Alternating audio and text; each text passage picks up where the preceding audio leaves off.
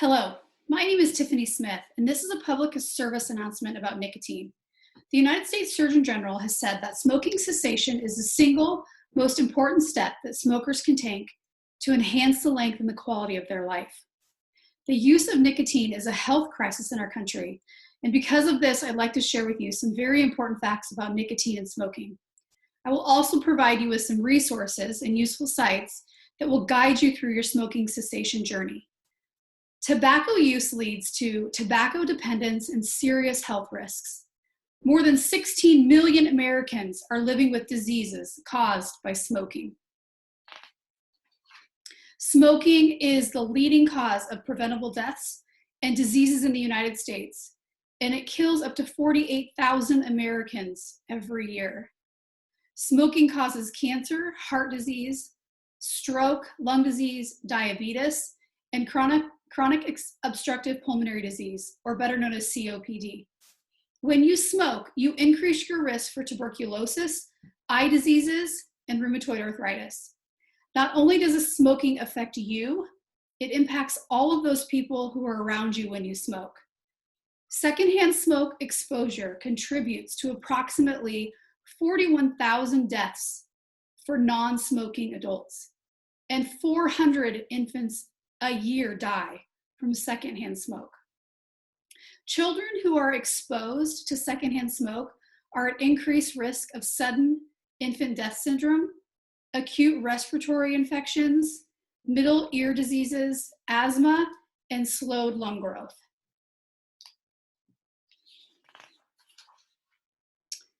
Now that we have discussed many risks associated with smoking, I want to tell you what to expect when you quit. Within 20 minutes after you smoke your last cigarette, your body begins a series of changes that continue to improve for years to come. The first change is that your heart rate drops. 12 hours after quitting, the carbon monoxide levels in your blood return to normal. Normal meaning that of a non-smoker. 2 to 3 weeks after quitting, your risk for a heart attack drops and your lung functions start to improve. Over the span of 1 to 9 months after quitting, coughing and shortness of breath decrease. 1 year after quitting, your risk of heart disease is cut in half from the level of an active smoker. 2 to 5 years after quitting, your stroke risk is reduced to that of a non-smoker, and your risks of cancer in your mouth, your throat, your esophagus, and your bladder is halved within 5 years. 10 years after quitting, your risk of lung cancer death is cut in half from that of a smoker. And 15 years after quitting, your risk of coronary artery disease is back to a non-smoker level.